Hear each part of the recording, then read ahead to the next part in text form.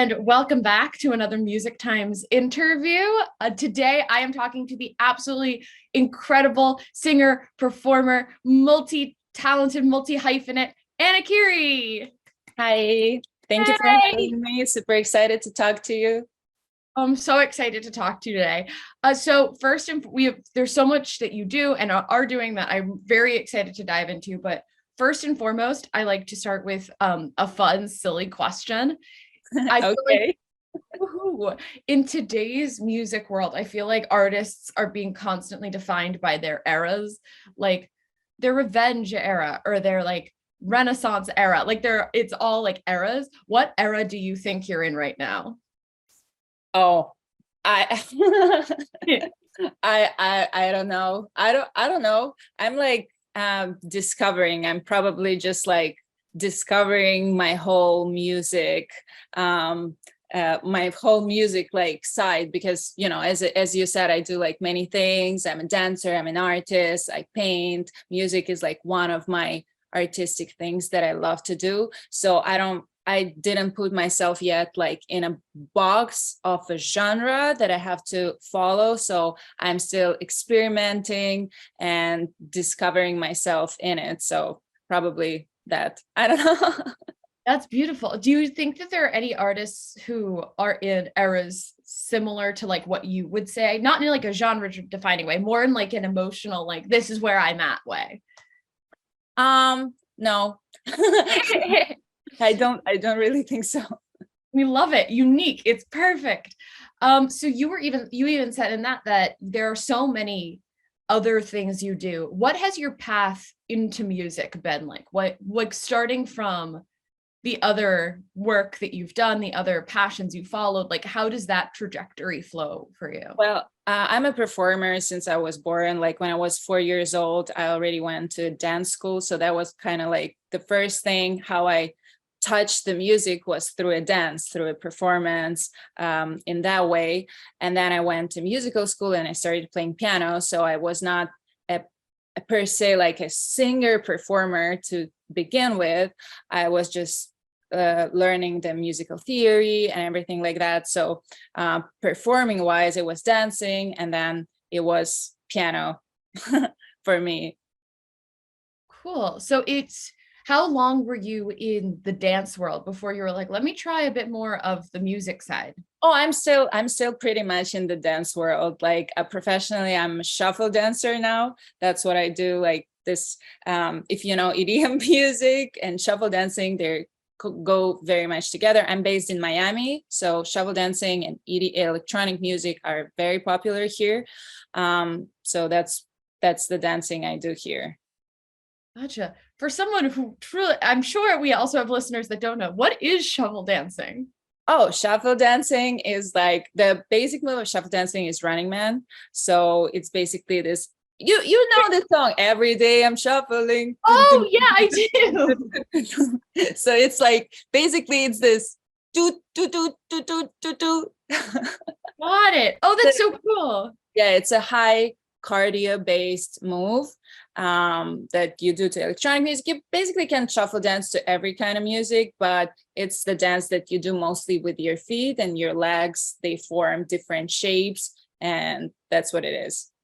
Got it. You see, I always knew that as like a move, but I never knew it was its own like Yeah, genre. now it grew into like its own movement, and we have like schools now and teachers in California, and we're very like some new things, they tend sometimes to die over the time, but we really hope that shuffle dancing is gonna stay, and it's here to stay. I think so.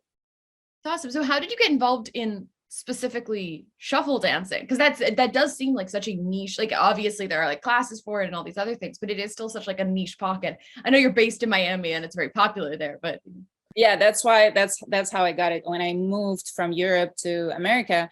And first time I came to Miami, I never heard electronic dance music before then. First time that was I came to a nightclub and I heard the music. I was like, what it is? And then I turned around and I saw people doing this dance and I was like, and what that is? So for me, dance music and shuffle dancing, they go together, and I developed passion for both. And I really love music that makes you want to dance. Not, I don't get me wrong, I really love good like crying songs and like songs about love that you can just, lay on the floor when you feel bad and like eat the candies and like scream. But I really love music that makes you want to move and dance. That's amazing. Yeah. So how was speaking of music that makes like the way music makes you feel, you came out with your debut song in 2021, Feel My Love. Yeah. Where did the influence come for that? Where do you think that falls in the spectrum of like getting up and moving to crying on the floor, screaming? Like, what is the that was like the opposite, because from the crying and screaming, because Feel My Love is like electronic dance tropical house song, and it's inspired by Miami and by me living here. And my music video, it was shot in Miami, and it features a lot of palm trees. That's what I wanted. I wanted a nice, a big tropical vibe. And that's the part of the EDM music that I really fell in love with, tropical house, and I really wanted to experiment with that.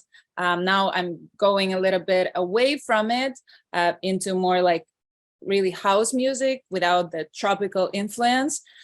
But that was my experiment in that genre, and I really, really love that. And we had shuffle dancing in the video too. So I'm kind of like, as an artist, I'm trying to combine, all the things I do, dancing with the music, with the visual art. I do as an influencer, also on social media, I record all my content by myself. So video recording, photography, and I love combining all that and be kind of like a one-man band, like write music, perform it, package it, shoot a music video, and do everything myself. Totally. So I find it so fascinating because I think a lot of the artists that are very successful are like creating great art, like you definitely are in both terms. Thank you. Come forward, of course, come forward, and they're like, I really have handled so much of this myself. Like, I know I can do every part of this process. I've shuffled all these moving pieces. Like I wear a lot of hats. That's what I'm going forward doing. Is that something you foresaw for you? Were you always somebody who was like, let me take everything on? Or was that something you kind of found later that you're like, I can actually handle this on my own? Yeah, it was actually something I came to because I got education in music and in dance, and the struggle I had while I was moving from a country to a country. That's why like I lived in 4 different countries by now, and every time I move, you have to build your circle from the beginning, so it's like you're coming down on a level, right? So for you to be able to maintain the professional level, or like the life level that you want, you have to know how to do things by yourself. That's what I understood. Like yesterday, actually, I saw a TikTok. I don't know if you know this artist. His name is Jake. He's very like one of the most viral songs is Golden Hour. Like he's absolutely fantastic. And I didn't know that he's not signed yet. Like he got his viral attention from TikTok and showing how he's making his music. So yesterday I saw this video, and he's actually talking about how it's influential for him to tell the world that you don't have to have a big team. You don't have to have people working for you, and like you don't even need a label to make it in the music industry, because it's only him and his brother, and he's already touring the country. And like it's just so inspiring that it's just inspirational for me, being able to do everything by yourself. I don't know, it just gives you strength, it gives you freedom, it gives you creative freedom, which is, I feel like, the most important thing.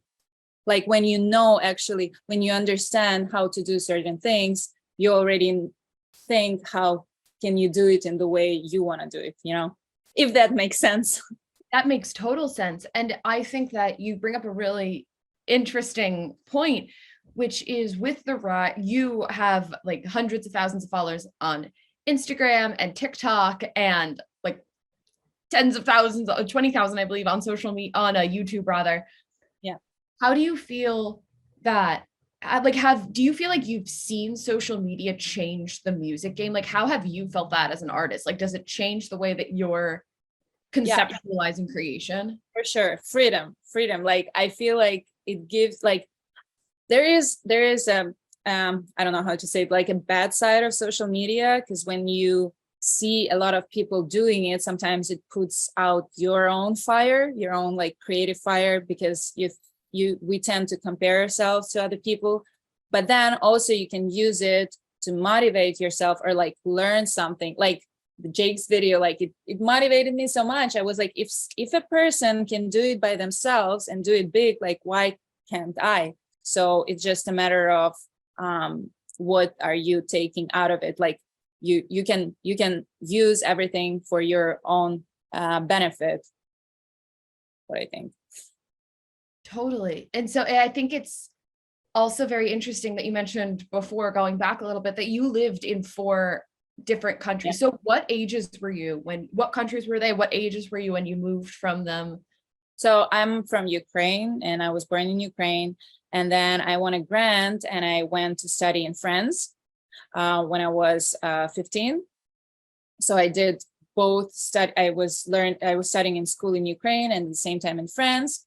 And then by chance, I met people in film industry in the airport. We both like lost our luggages, and I met a film director that we started talking, and I got offered to audition in the movie, and then I got the part. I went and I did the film, and then I got an offer to go and work in this company in Germany. So my journey kind of transitioned from acting and dancing into this just acting, and then I went back to dancing, and then in Germany I actually started writing music, and it was the time I recorded my EP. I released it later, a few years later after my first single, Feel My Love.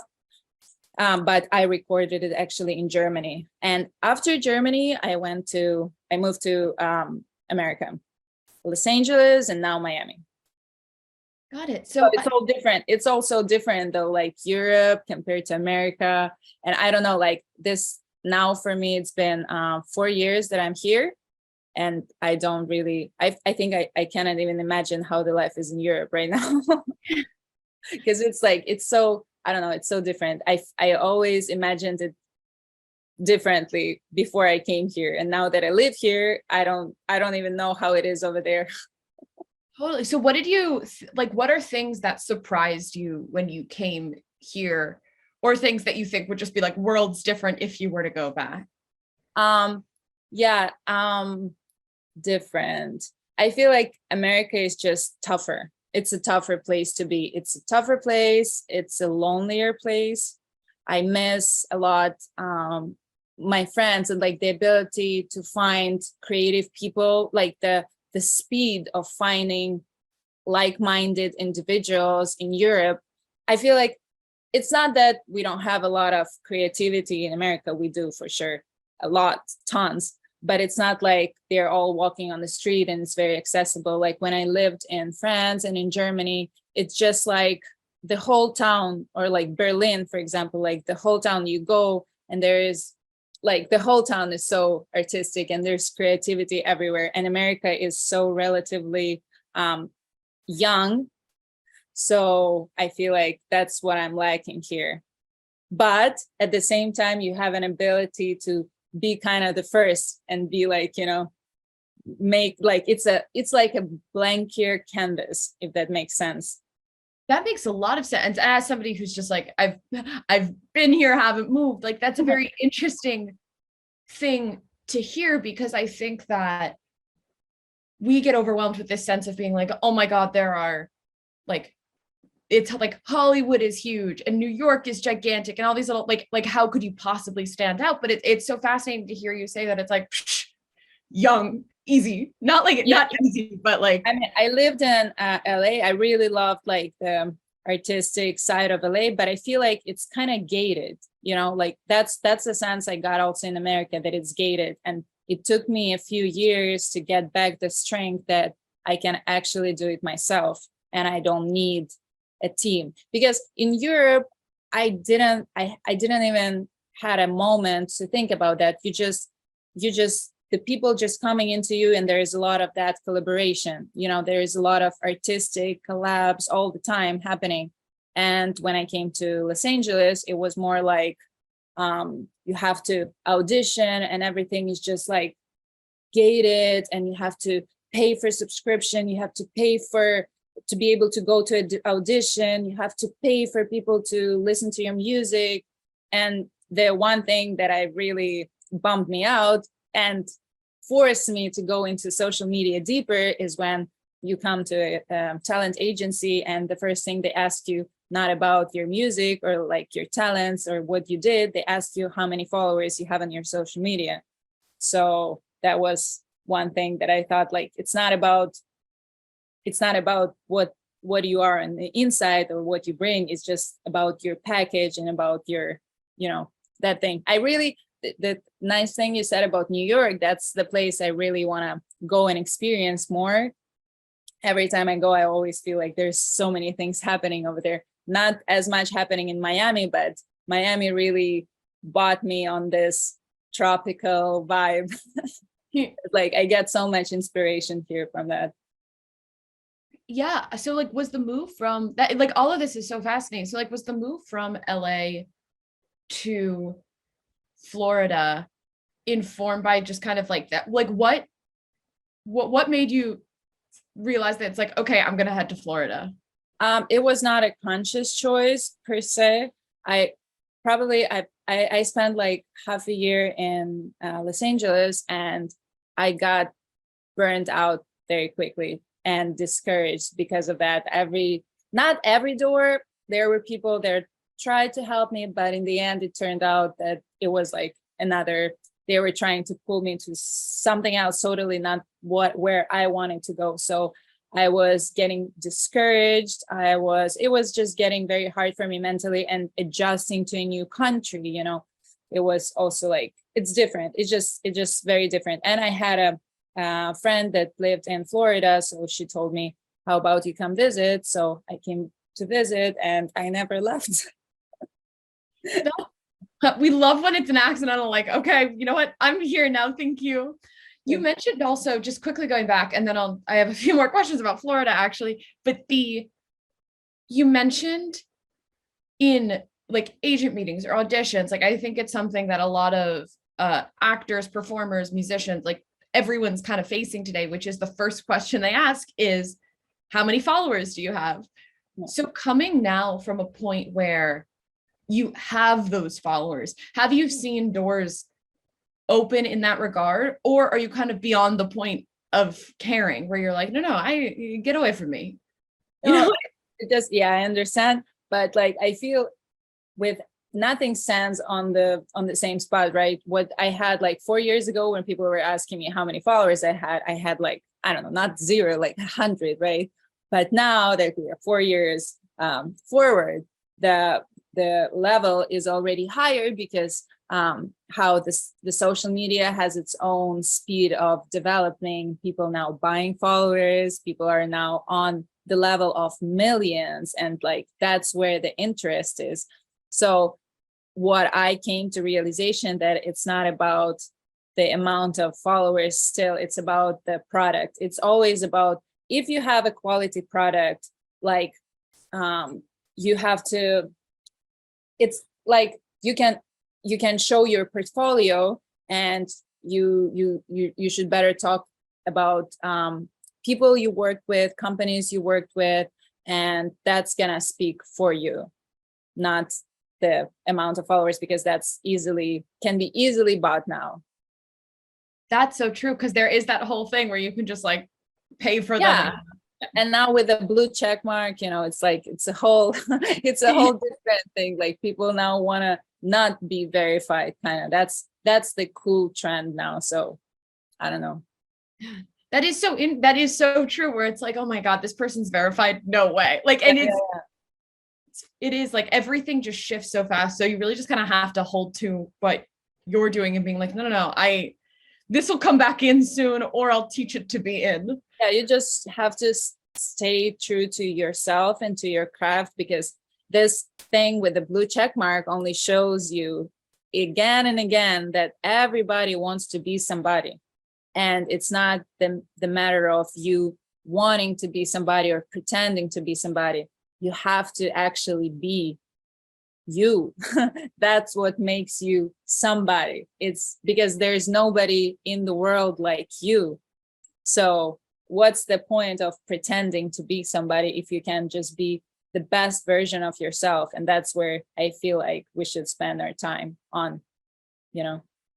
Totally. I completely agree. And I think that something that kind of going with like spending the time on being the best version of you, something you said before was that after you had been in LA, you felt super like kind of quickly disheartened by the industry. What kept you going? Like, why are you still here? Because you're doing a phenomenal job. Your work is amazing, but like that disheartening thing, like that is pretty hard to get past. Yeah, but all artists, we are always faced with rejection, probably on a daily basis, I feel like. And sometimes we even look in the mirror and we reject ourselves. We're like, we all have those bad days where we're like, oh, you're nobody. But you know, but from the other hand, like, what are you gonna do? Like, if you like, artists are people who, like, if you do art, it means that you absolutely cannot do anything else, you know. Like, if you can, that's what my teacher back in Ukraine, they told us when we just entered the university, they told us, if you can go a day without doing it, and if you can do something else, go do that other thing, because art, you're gonna get rejected all the time. So, and what's gonna keep you going is that you cannot do anything else but that. So that's just what it is. Like, no matter how much I'm gonna get rejected, I know that my art is valid because I need it. And if I need it, there for sure gonna be somebody in the world who's gonna need it too. And if not, that's fine, because I need it myself, you know? Absolutely. And that's beautiful. And I know, so you are from Ukraine, you studied acting back in Ukraine. With the conflict currently going on in Ukraine, how has that affected both your artistic life, your personal life? Like, what is? So first of all, it's not a conflict. There is a full-scale war happening. Russia has launched the war against Ukraine, so it's not a conflict. Sorry, war. I meant to say war, just for no problem. Yeah. It's all fine. It's affecting me a lot, and in artistic way a lot, because you know, when you're, it's terrible. Like, in my art, like this is colors of Ukraine, like this is all paintings I do, so it's affecting me in my art, in my painting art, right? I don't know how to say it. In music as well, and my acting too. Like, everything, like, we all express things that we care about, right, in art, because that's what makes it authentic.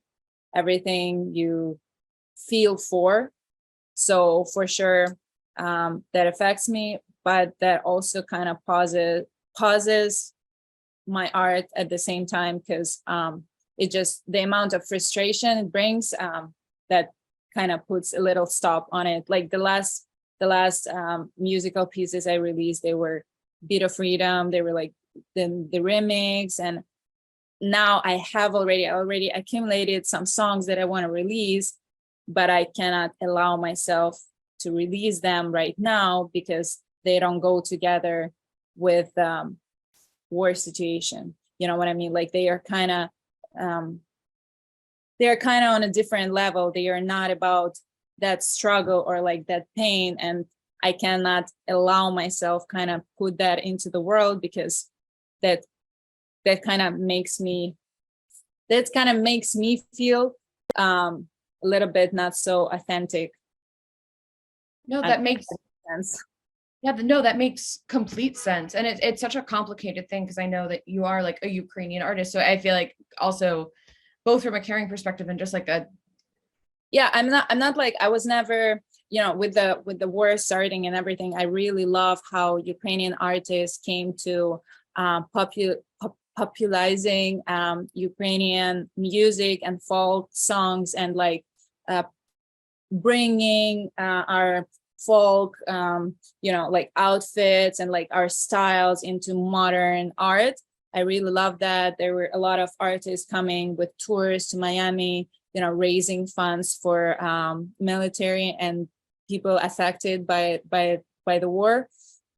I really love that. But me personally, I was never like, I never had that. Like, I studied folk, and I know about our music and everything, but that was never my niche. My niche was always more like a modern, like out of this like bright colors and everything. So that's why I struggle a little bit with bringing that, like seeing how that puzzle of me, that that identification of being Ukrainian, and having that struggle as well, how I can fit that into me as an artist and express that.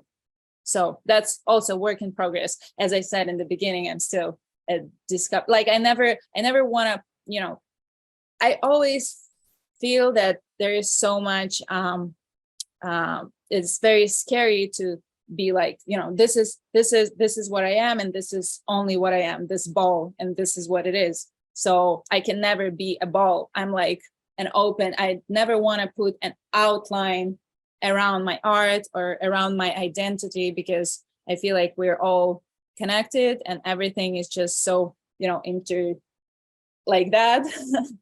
So I'm not scared, and I'm not scared. I don't think that is a problem that I haven't like attached myself to certain styles or certain, directions. From the opposite side, I feel like that's the strength. 100%. That makes, like, not boxing it in and really just letting it like be free and be art. And I think it's so true that everything, like the world now, especially with social media, like the world is so small, everything flows into the other, everyone can do anything. Taking a bit of a turn, you mentioned the remix that you came out with recently called I Still Remember. Can you talk a little bit about creating that, the idea behind it, like what brought that to the forefront? So the song I wrote back on my trip to Los Angeles, actually, with like a few people that I work with in LA. And the remix, I got to work with Marcet Garcia. And that was like, I really kind of wanted to make it more like a dance song, because like the track itself is already a dance track, but I wanted to have more like a house beat in it, because one of my things I want to also go into is DJing, and being able to, DJ and like have that kind of dance party, not perform as an artist, but rather like be able to have an event and be present for 4 hours. Because as a singer, you can probably just do 2 hours tops. I don't know, because it's very, exhausting. Mm-hmm. So I wanted to accumulate some remixes that I can play my own music and have that, have use of that in that. So that's how I started doing remixes. Got it. And then also, so with I think it's really interesting too, because I don't hear a lot of artists who go into EDM pretty specifically, where you're like, I love EDM, it's here. What do you think is the thing that got you into EDM? It's just because I feel like, because I'm a dancer to begin with, that's my attraction. Like that's why I attached so quickly to EDM music when I heard it. Because I remember when the first time I heard it, I was like, oh, because the first EDM music I heard was techno music, and that's not really a genre that I love. I like more house music with the sounds of the instruments I actually understand from back when I went to musical school, because techno is more like all the industrial sounds, and like it's like you're being in a somebody is repairing something and you're just like, suddenly it all makes sense and it's dance music. I love that too. But I feel like the reason why I feel for it so much is because it just makes you want to dance. The beat itself it's like it's already there, and like it's not a matter of you liking it or not, you're gonna be dancing. And as a dancer, that's why I felt like this is the music I should go into. And it's very big. It's very big. Totally. And I think You don't feel like EDM music is overpowering the music industry?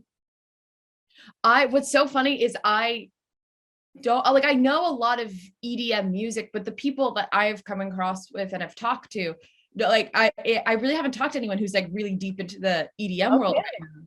Yeah. And I know specifically in Florida, like there's if correct me if I'm wrong, but I'm pretty sure there's an EDM festival that's coming up relatively soon. The name of it is escaping me. Just had Ultra. Oh, that's what it was. That's So Ultra Music Festival is like, of course, one of the biggest music festivals in the world. And combining my love for music and shuffle dancing, I was the first shuffle dancer to ever be on stage of such a big music festival. So for us as a shuffle dancers in this dance movement, right, it was a big event. Last year was the first year where the music stage of that level and magnitude gave a chance and recognized shuffling as a dance style that is professionally being able to represent music, on that level. It was like, it was a very big deal. And of course, I really hope that one day I'll return to Ultra, but as an artist, as a DJ already with my own music. That would be amazing. But that was a really big step for us. I have no doubt that you will, like, truly. But God, yeah, no, it's very exciting. And then also, most recently you came out. Sorry to just keep quizzing you on your songs, but I just feel like they're so fascinating. You came out recently with an amazing song called "Beat of Freedom" that I'd love to talk a little bit more about, the inspiration behind it, what the song is. Yeah, this was the song I wrote after the war started, and when the whole thing started and the war began, and first few months I was just preoccupied with how to get my family out of Ukraine, how to help my friends. And then when half of my people were safe, I started to think, how can I put this into my art? Because you don't want to do anything. Like, that was the point where you question everything, you question what's the point of life and everything like that. And at the same time, I wanted, with the social media, as I said, there is like another side of it, that the disinformation, how with all political conflicts, I feel like, there is always two sides of the story, but not necessarily both of them are valid. But social media and news and TV, they all tend to sometimes choose like not the wrong side, I mean, but like they sometimes use that to disinform people, or like show, because if there is one thing, you can always, like, there's so many points of view to that one thing. But on a big scale, like a war, there is truth and there is lies, So in music, in my art, I really felt the need. I really wanted to write something that would represent my point of view, and not necessarily my point of view, but what I feel is like the truth and the point of view of every Ukrainian, of that.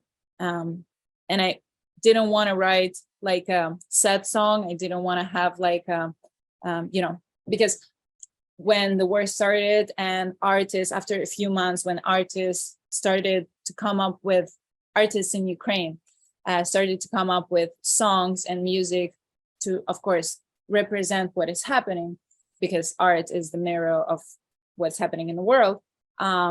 What I felt is that every song was very sad. The situation is very sad and terrible, and it's horrifying, but I felt like music and art was lacking encouragement, like it was lacking motivation, and that's what people need in a difficult time. They want to feel first they want to feel that somebody understands them, and then they want to have they want somebody to bring power into them. So that's why my song Beat of Freedom, I wanted, when I was writing it, I wanted for people when they listen to it to feel the power, to feel their own power, to feel like people in the world understand them. That's why I wrote it in English. All of my music I write in English. I cannot somehow write it in Ukrainian language or French or German. I speak 5, but English somehow is, I started learning English when I was 5, so maybe that's why it's easier for me. But I wanted it to be international. I wanted to people around the world understand that, because again, with the war, some people not saying anything to you, but a lot of people still call it a conflict or things like that. And I wanted to, in words that everybody understands, so it has to be English, I wanted to talk about what I feel that is happening and the truth that I see. So that's how it came together. And I feel like I actually accomplished it, because when I sent it to Ukraine and to people to listen to there, or to my friends in America, everybody felt like there was a lot of power in the song, and they actually felt what I really wanted them to feel. So I was very happy about that. That's amazing. And that's such a powerful thing that art can do. And it takes a lot of strength to tap into that level of truth in whatever you put forward. Do you think is there anything that you think is the most, if there was a misconception about the war that you think you're seeing and you're like, that's just simply not right? What do you think, what would you want to say to people that you're like, that's wrong, you're seeing the wrong thing in the world? With the war specifically, just as you were mentioning, the social media on various sides, and you're like, they're saying things and some things are just simply not right. Yeah, it's the whole situation is just simply not right. Imagine somebody coming into your house right now and saying, it's mine now. Yeah. And you are my wife or whatever. The whole situation is also I like the allegory someone said that I really felt like this what was happening is like an abusive relationship. Like if you had an ex that is just not letting go of you, that you said, okay, I don't want to be with you anymore, and you just want to go and experience the world, and that ex is just not letting go of you. It's just that abusive relationship that we had with Russian Federation and with the people there, saying, that we just want peace for you. We just want what's best for you. It's going to be best for you to be with me. Don't you understand that? But no, that's not like it. That's just gaslighting. That's just, that's what was happening, and that's just not right. And it's crazy for me that it's still going on. It's probably, it's crazy for everybody, but the scary part is that people get used to everything, and people got used to that too. And that's not right. That's not right that people are dying every day. People are dying from hunger now. People were dying from cold and winter, and that's just a terrible thing. Yeah. Horrible. And that's what makes you question, what's the point of life? And as an artist, I was questioning everything, and what's the point of even doing anything, or creating something, or what's the point in that? But then you understand that the point of you doing something is to empower somebody else. And I feel like that's the most important thing you can do. If you can help somebody, if you can do something, if you can create something that will help someone, that will motivate them, or feel understood, or that's precious. That's already that's, you made it. You made it in life, I feel like. Yes, totally. I agree. It's like you did it. Yay. Well, speaking of a bit of a twist, but I know you have some art that's like you said was inspired, like color wise, by like Ukraine. Can we talk a little about the paintings that are behind you Oh yeah. and just like your painting and your artistry? Like, when did you start painting? What do you think your paintings? How would you describe your art to somebody who's like, oh my God, like, what do you do? So I'm a modern artist. I feel like I got into actually like painting when I was in Germany, and I was working for a very famous Czech artist. And actually, like I didn't know that. Then I did some research, and actually it happened. Like, you know, Shakespeare, he has so much work that people don't really think he did it all by himself.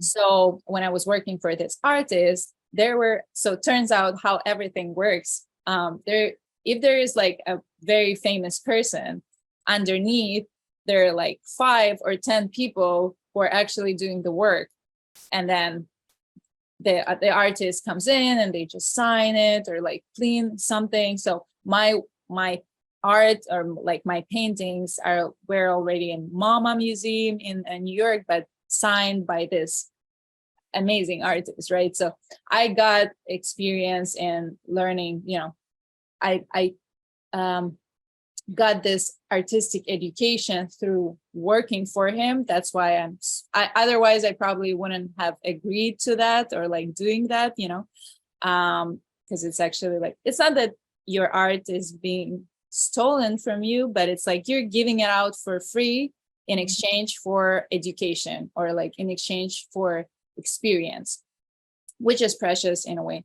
So this form of art I actually started back then, and I'm still developing through the years. And I really like abstract art. That's what all my art is. And this is done like with kisses. It's all like kisses, multicolored kisses that form different kind of patterns. And the reason, like the inspiration or like the idea behind it is that, again, like I always think the first question before creating anything that I ask myself is that what I want others to feel, what I would want somebody to feel when they look at my painting, what I would want a person to feel when they hear my song or they see the video or something. So with the art, the key, the inspiration, the idea behind it is love. I feel like everything in the world is love. Everything is inspired by love and created from love. And then I started to think, what is the best visual expression of love? And for me, it's a kiss. It's the imprint of the lips is what I feel like whenever I see it. Is just like, I felt like, oh, in that moment, a person felt the love for something or for somebody.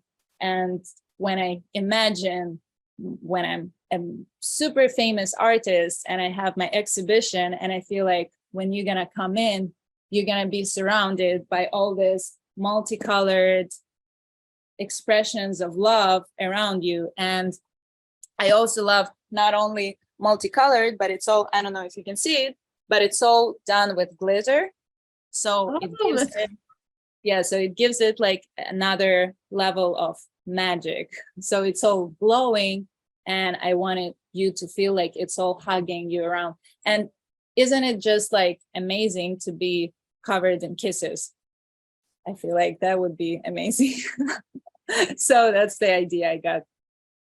Definitely. I think something that's so interesting is with your like with your music and like the dancing that you do, and the like all of the work you create and your paintings, they're so surrounded by this kind of feeling of like optimism and love and high energy. How do you think, like, do you consider yourself a very optimistic person? Like, where do you think that comes from, either in you or in your world growing up?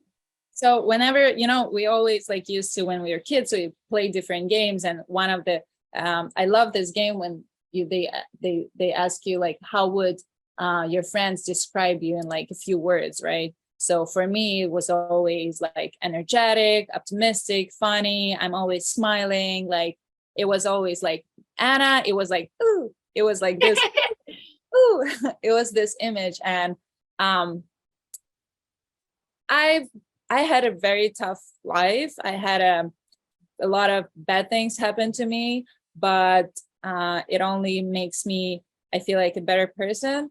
It only makes me more compassionate and more understanding towards other people's struggles and problems. And I feel like if you're, if you're a mean person, or if you're a bad person, or if you're sad, it only means that you're lacking some level of love, right? And I would love to be that person to generate as much of that extra love or that positivity in the world that I can. So I always felt more for the optimistic, for the art that makes you feel better rather than art that makes you feel pain, like I understand that, and I love that. Like I really like seeing like very dramatic things, and like hearing like very sad songs. I love that. But for me personally, I see more use of the good thing, if that makes sense. Oh, that makes so much sense. And I love that. Just like bringing like just more like spread joy and positivity. I don't say that in sadness there is no joy, because there is duality and everything, of course. But for me, I feel like I am kind of sad on the inside, and we all have that parts in us, right? But for me, it's easier. It's more natural. It comes more natural to use that and turn it in a way that how I would want it to be. Like, how would I, like, not how would I want to fix it? Totally. Oh, that's wonderful. Yay. So unfortunately we are running down on time, but before we go, I just want to ask my favorite question to ask anyone. Is there anything that you wish you got a chance to talk about more that people don't ask you about? You don't feel like people, like, it doesn't really come up. Like, it could be like a nerdy thing, it could be just like an obsession you have, it could just be something, it could be any size, any scale, but just something that you're like, oh, I love talking about this. I love talking about movies a lot. Like, this movies are just like one of the things that are really I'm so passionate about, not just through acting, but like the visual expression, because like cinema has everything. It has music, it has visual art, it has dancing, it has all these mediums that is just like, I'm obsessed. I'm absolutely obsessed, like, with movies. Like, I love it. Like, I don't know. What's your favorite movie? Tell me. Oh, one of my favorite, I think my favorite movie might That's be, my favorite question. What's your favorite movie? it might be Heathers. Okay. I'm a Okay. big Heathers fan. That one is definitely, I think it might be that one. That one's up there. Or Bridesmaids. Those are two. Okay. Okay. I like that. I like that. Mine is Moulin Rouge, a musical. I love musicals. Like, and that musical, like movies, yeah, but a musical, like a good musical movie, is just that has it all. Like, and Moulin Rouge is just like out there, outstanding, and I absolutely love that. And that makes so much sense because there's so much like just like light and color and dance and so it's all wow. So do you ever see yourself working in the film industry? Like, is that something you want? Absolutely. Yeah. I'm writing a film script right now. So as I read one of the quotes that says, don't beg for the seat at the table if you can build your own table.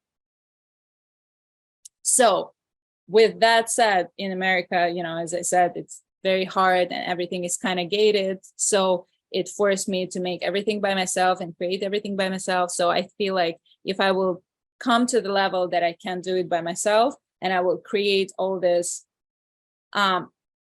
all these possibilities for me, that's gonna happen for sure. That's one of the goals that I have. Absolutely.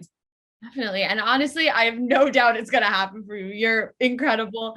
Um, so now closing out, is there anything else you want to promote? Any songs, social media? No, not really. I'm gonna be releasing a few songs very soon. As I said, I'm still waiting on them, just to feel that it's gonna be the right time for me to do that.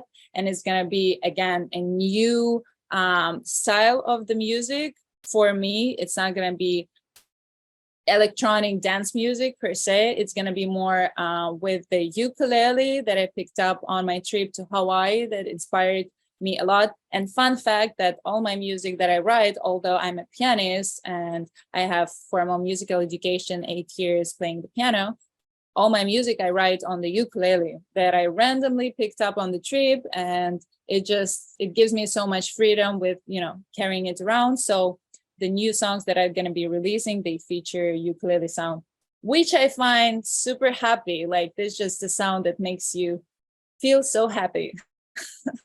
Yay. Oh, that's so great. Okay. Well, thank you so much for talking to me, Anne, to me.